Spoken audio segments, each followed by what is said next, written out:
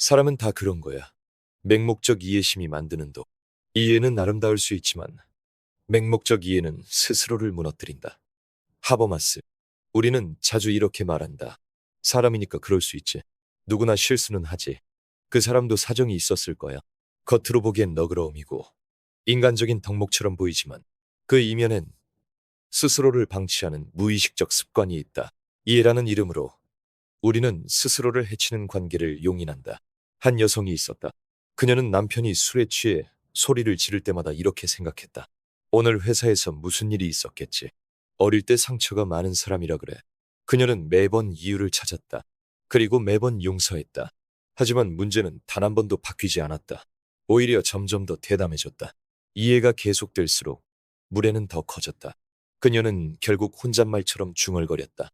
사람은 다 그런 거니까 내가 예민한 걸까? 누구든 이해받고 싶어 하지만 그 전에 멈춰야 할 선이 있다. 루소, 이해는 사랑의 형태일 수 있다. 하지만 맹목적 이해는 자신을 침묵시키는 방식이기도 하다.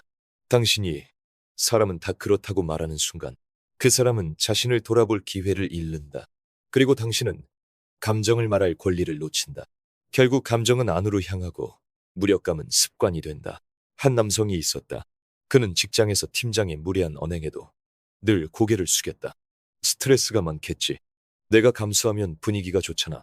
그렇게 10년을 버텼다. 하지만 그가 회사를 떠날 때 아무도 그를 붙잡지 않았다. 이해로 쌓아온 관계는 결국 아무런 유대도 남기지 못했다. 이해는 대화의 시작이어야지 침묵의 이유가 되어선 안 된다. 앨리스 밀러. 이해한다는 말은 종종 내가 할 말을 하지 않는 핑계가 된다. 하지만 말하지 않는 관계는 건강하지 않다. 관계는 표현을 통해 자란다. 그리고 불편한 감정조차 드러낼 수 있어야 진짜다. 이해를 가장한 무력은 결국 나를 지치게 한다. 내가 나를 방어하지 않는데 누가 나를 지켜줄까? 관계를 지속하기 위해 필요한 건 이해가 아니라 서로의 경계를 인식하고 존중하는 태도다. 그럴 수 있지가 아니라 그렇지만 나는 불편해라고 말할 수 있어야 한다. 그 한마디가 관계의 질을 바꾼다. 모든 사람을 이해하려는 사람은 결국 누구에게도 이해받지 못한다. 파커 제이, 파머. 모든 상황에 이유를 붙이다 보면 당신의 감정은 존재할 공간을 잃는다. 이해는 해야 하지만 감정은 표현해야 한다. 당신의 경계는 타인이 넘지 않아도 당신 자신이 무너뜨릴 수 있다는 걸 기억하자. 이제는 스스로에게 물어야 한다. 나는 지금 누구를 이해하느라 나를 이해하지 못하고 있는가? 그 사람의 사정을 헤아리느라 내 감정을 무시하고 있지는 않은가? 이해라는 말이 따뜻하게 들릴 수 있다. 하지만 관계를 건강하게 만드는 건 이해보다 더 단단한 것. 바로 자기 존중이다. 이 사람 없으면 난 무너질 거야. 의존을 사랑으로 착각할 때 사랑은 자유를 주지만 의존은 나를 구속한다. 에리 프롬. 사람은 누구나 누군가를 필요로 한다. 그러나 문제는 그 필요가 지나쳐 없으면 안 되는 상태가 될 때다. 그 순간부터 관계는 사랑이 아니라 의존으로 바뀐다. 그리고 의존은 사랑보다 훨씬 오래가고 훨씬 더 깊이 상처를 남긴다. 한 여성이 있었다. 그녀는 연인을 놓지 못했다. 무시당하고 외면당하고 심지어 감정적으로 학대받으면서도 헤어질 수 없었다. 이유는 단 하나였다. 이 사람 없이 나는 아무것도 아닌 것 같아서. 그녀가 붙잡은 건 사랑이 아니었다. 그건 외로움에 대한 공포, 무너질 것 같은 두려움이었다. 진짜 사랑은 함께할 수 있어서 좋은 것이지. 없으면 무너지는 관계는 아니다. 앨런드. 보통 의존은 관계의 모양을 하고 있지만 실은 감정의 약점이다. 상대가 나를 보완해 줄 것이라는 기대, 그 사람만 있으면 괜찮아질 것이라는 착각.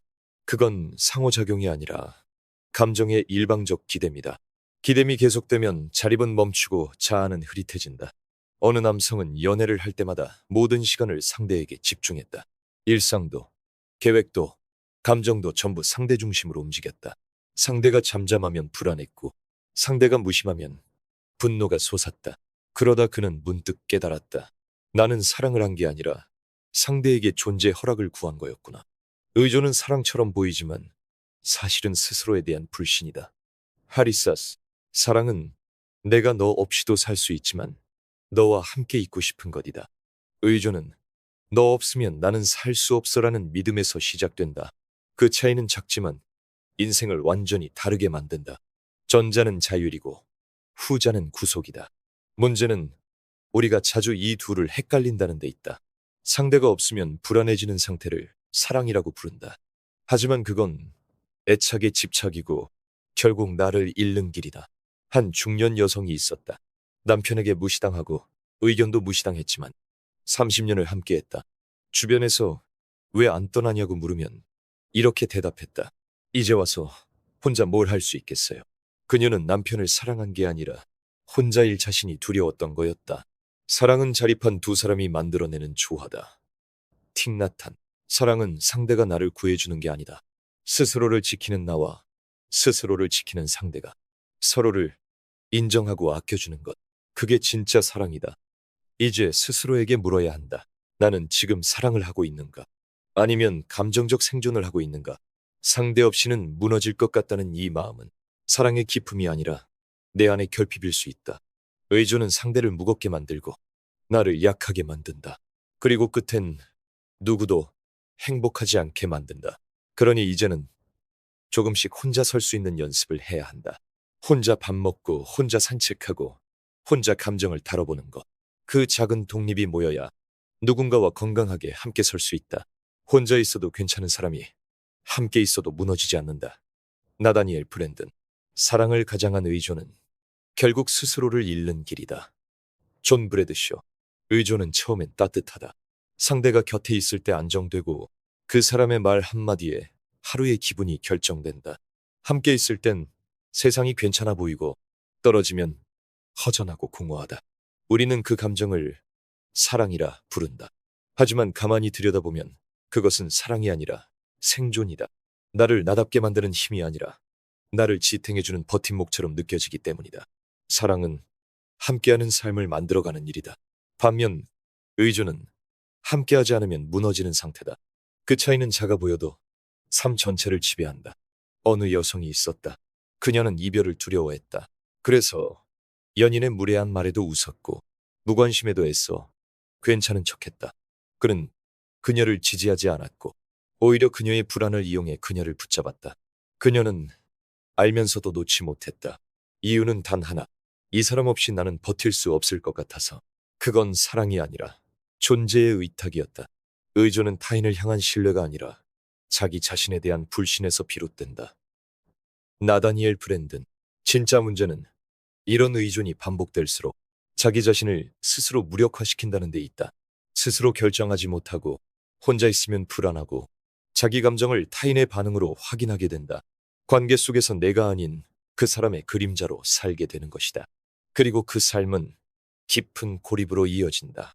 누구와 함께 있어도 외로운 삶, 사랑받고 싶은데 오히려 작아지고 많은 삶. 그건 내가 나를 부정한 결과다. 한 남성이 있었다. 그는 연인과 사소한 갈등만 생겨도 무릎을 꿇듯 빌었다. 내가 잘못했어. 다시는 안 그럴게. 그 말은 사랑해서 한 게 아니라 이럴까봐 한 말이었다. 그는 언제부터인가 상대의 눈치를 보기 시작했고 결국 자신의 목소리를 잃었다. 그의 사랑은 점점 공포에 가까워졌다. 당신이 누군가 없이는 존재할 수 없다면 당신은 아직 자기 자신이 아니다. 크리슈나무르티. 의존은 나를 갉아먹는다. 표면적으로는 따뜻하고 애틋해 보인다. 그러나 그 안엔 통제와 두려움이 깔려있다. 그 사람이 날 떠나면 나는 끝이야. 이 믿음은 자존을 파괴하고 관계 속에서 나를 철저히 종속시킨다.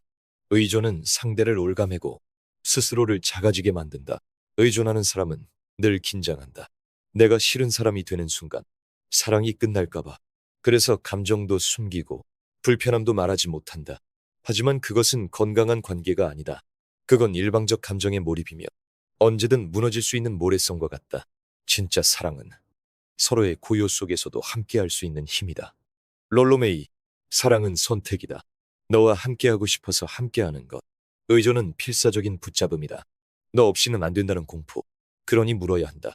나는 지금 그 사람을 선택한 건가? 아니면 감정의 무게에 끌려가고 있는가? 나는 이 관계 안에서 나를 지키고 있는가? 진짜 사랑은 나를 지우지 않아도 지속된다. 내가 살아있어도 괜찮은 공간. 그게 사랑이다. 지금은 아니지만 언젠가는 바뀔 거야. 희망이라는 늪. 희망은 삶을 견디게도 하지만 때로는 현실을 부정하게 만든다. 니콜로 마키아벨리. 우리는 희망이라는 말을 쉽게 믿는다. 지금은 힘들지만 언젠가는 좋아질 거야. 그 사람이 언젠가는 변할 거야.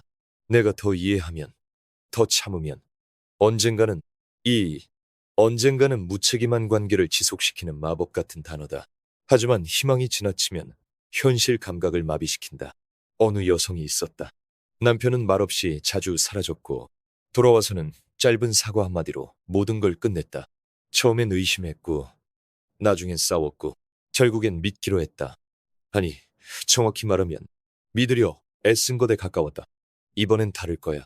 다음엔 조금 나아지겠지. 그녀는 그렇게 15년을 살았다. 그리고 그 희망은 결국 삶의 절반을 잡아먹은 환상이었다. 희망이란 말은 때때로 지금 보지 말자는 변명에 불과하다. 마사, 누스바움. 물론 희망은 중요하다.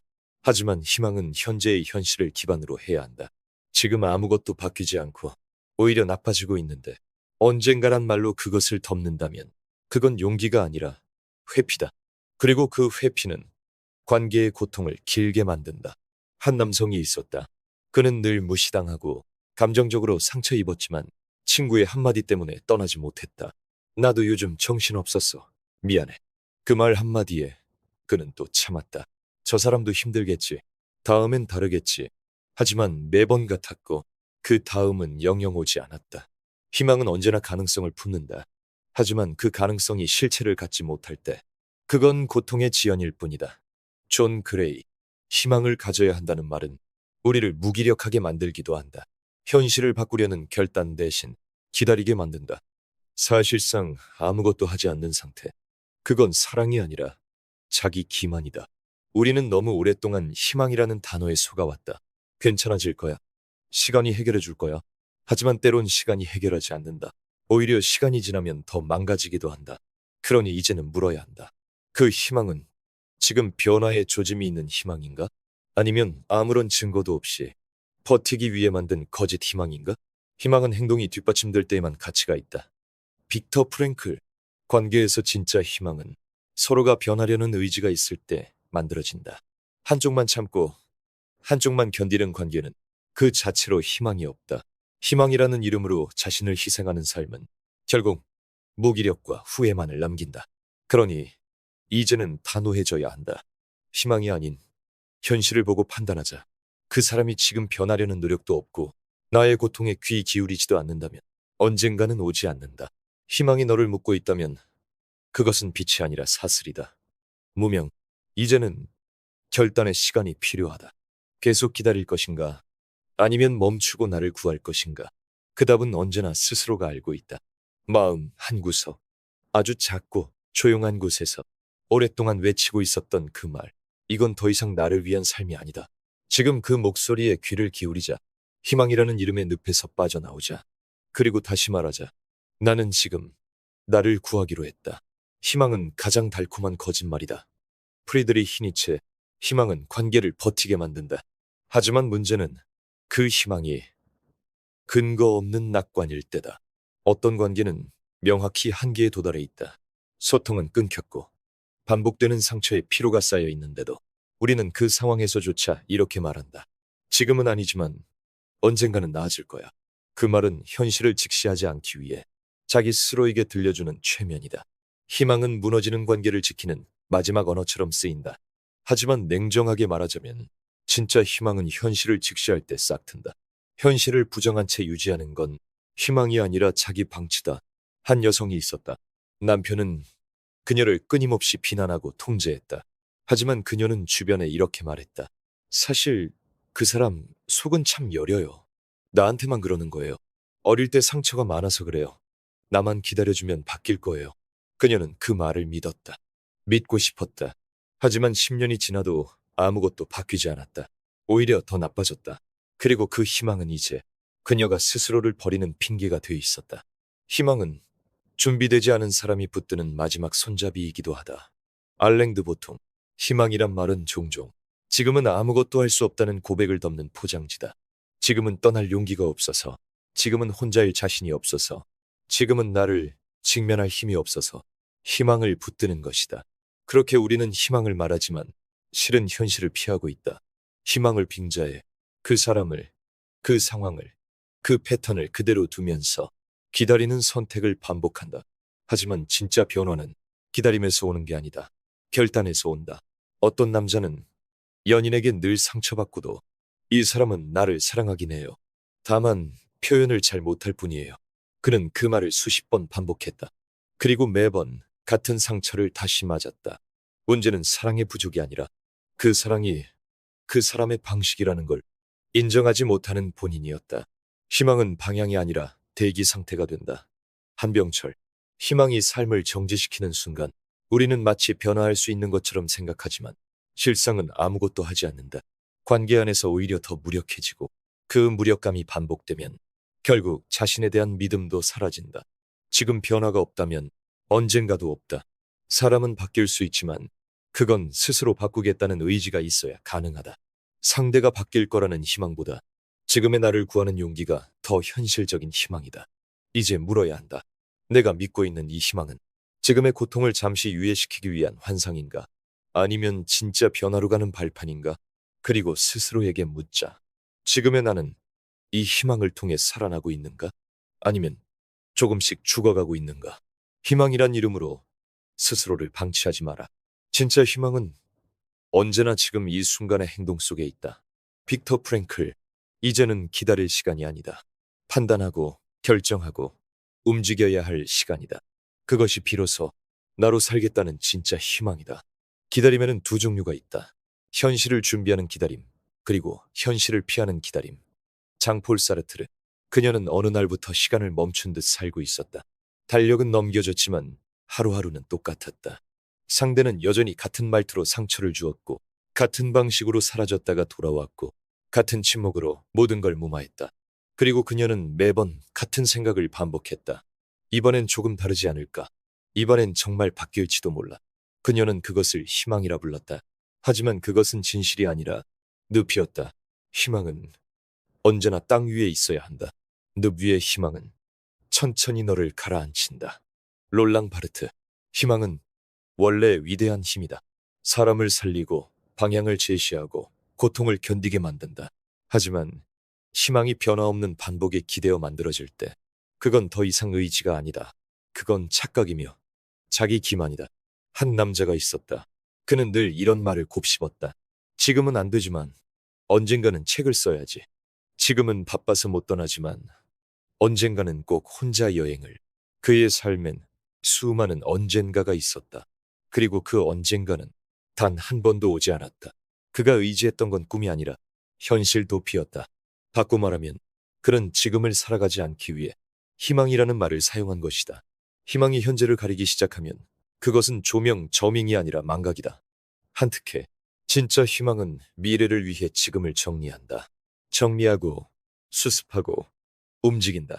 하지만 거짓 희망은 아무것도 바꾸지 않는다. 그저 지금을 견디게 할 뿐이다. 그건 기다림이 아니라 정체, 딩지다.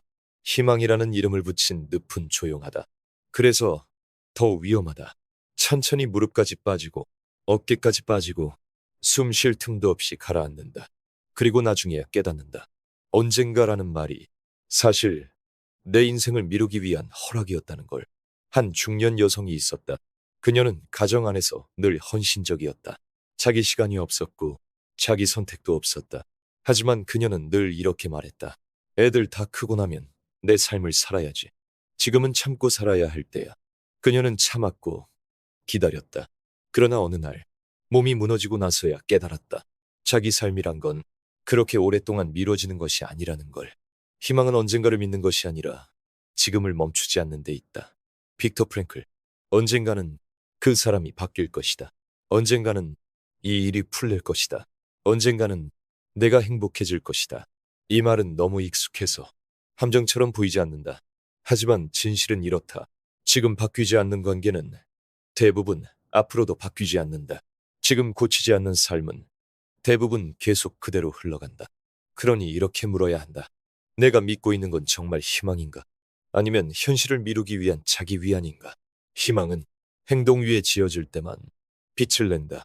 그렇지 않으면 그것은 오히려 사람을 조용히 무너뜨리는 가장 달콤한 폭이다.